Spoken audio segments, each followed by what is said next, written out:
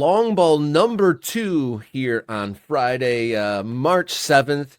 On this week's FIFA Council meeting, a FIFA Council member floated a 64-team World Cup 2030 idea.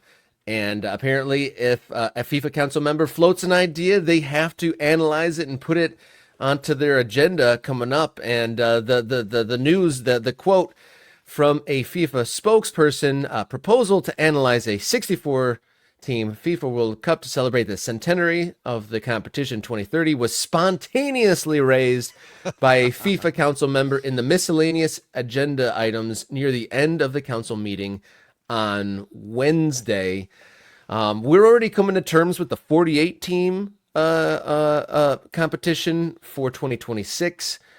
So I guess it's kind of a little bit difficult to formulate an opinion to see if that's watered down. But if we think the 48 team is watered down, 64 team, I mean, it's half of the world. I mean, we could make this truly a World Cup. The whole entire planet plays in this competition. Yeah, look, man, this is an insane idea. Let's just be clear. This is an insane The idea. logistics alone, Jesus. The logistics boggle the mind. This was proposed by Ignacio Alonso, a delegate from Uruguay. They are one of the nations that is involved in the hosting of the 2030 World Cup. Now, keep in mind that it is really Spain, Morocco, and Portugal that are going to host that World Cup.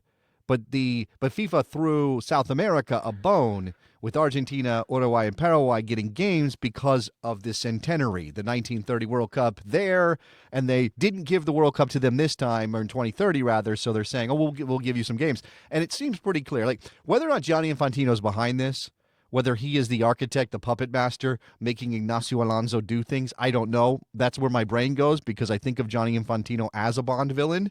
Like, he's got a white cat, he's stroking it, he's sitting in the chair, he's got a giant screen with all the dots and all the money that's coming in from around the world. I think that's very possible.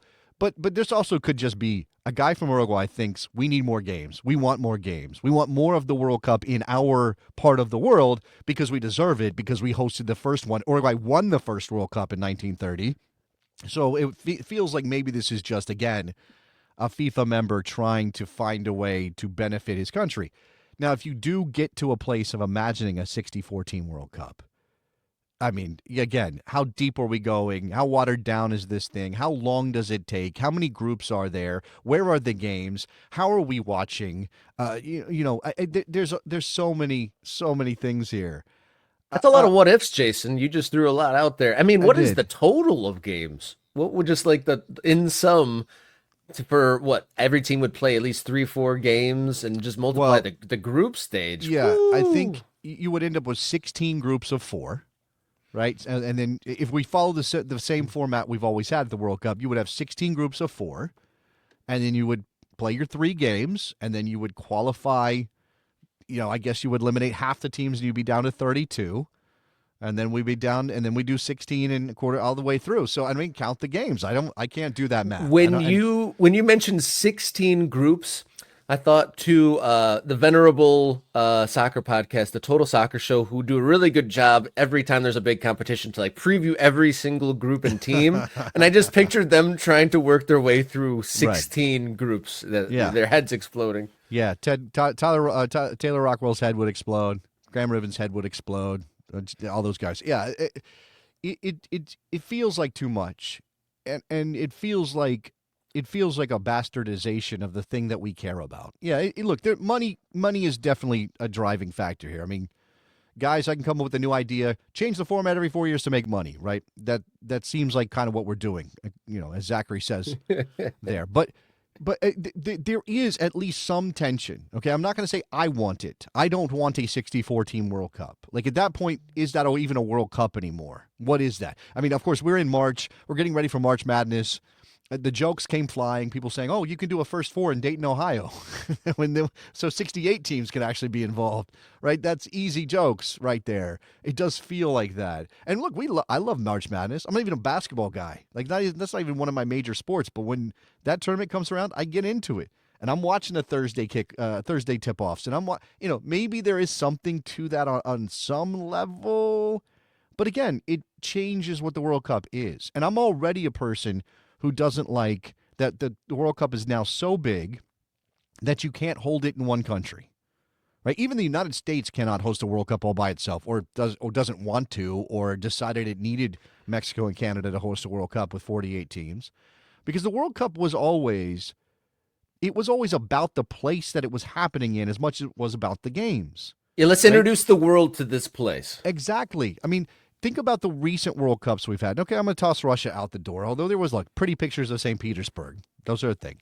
But you get and Qatar And there was was say weird. what you will about Stalin. There's always that quote. It's Qatar was weird, and that one felt like a change. That felt like the break, because before that we had Brazil, we had South Africa, we had even go back to 06 and Germany and the footballing culture and the culture of Germany, right? And then you had the first ever Asian World Cup with Japan and South Korea. Now that was two countries hosting, and maybe that was for some people a break and they didn't like it. But it was a chance to see, something from Japan, something from South Korea. This one would be too big and too diffused, and it wouldn't feel like a World Cup happening in one place. It's just a big tournament. It does. It's not the same thing, and maybe it doesn't. Maybe it shouldn't be, because again, that there's also a tension in the fact, and this is what Johnny Infantino would tell you, and it's certainly what Sepp Blatter was selling when he was president of FIFA, that we need to be more inclusive, that more of the world needs to be participating. One legitimate reason to argue that Qatar should host the World Cup is that we shouldn't limit it only to Western footballing traditional power countries. It needs to be available to everybody. It just gets real sticky and weird when we talk about, well, you're completely changing the face of the tournament by doing something like this.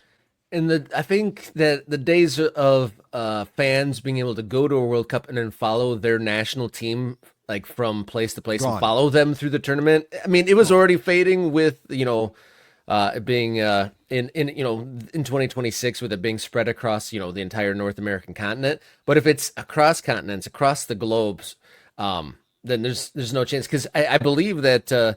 The South American countries that are hosting games in 2030, they're not going to have the final. They're just going to have a couple opening round games. Yep. It's from how it's been that's drawn up. Yeah. So if you went to like Argentina to watch your team play, what are you going to then fly to Morocco to watch the knockouts? I mean, I guess there could be some mega rich people that could get on their PJ and do such a thing, but the regular soccer fan, that's not realistic. Again, this is one of the things that bothered me about Qatar. Right? Qatar was on the field a fine tournament. It was a good tournament on the field. But what bothered me is we didn't get that sense. Watching from afar, I mean, obviously, if you're there in country, it's very nice. Oh, there's one stadium right there. Oh, look, next door, there's another stadium. Oh, and there's a mile away, there's another stadium. I mean, for travel purposes, when you're in country, that's great. But for us watching from home, who want the World Cup to be this kind of, I want the big map graphic that goes from Rio de Janeiro to Bahia or whatever else the stadiums are, to Sao Paulo. Like, I want to be like zooming in the way that the Olympics are. Like here's this venue's over here, but the other venue's on the other side of the city. Like in this case, in a World Cup situation, it's a country event. It was always supposed to be one country, and now we're really inclusive, and that's nice, but it means we can't do one tournament in one country. It has to kind of be this much bigger thing. Who knows if they're going to approve this proposal? Yeah, so I was going to say, to wrap up, this is a proposal to analyze this. Nothing has been set in stone, but you think that we're trending more towards this idea than away from it. Oh, absolutely. So, yeah, the world is moving in that direction. There's no denying it.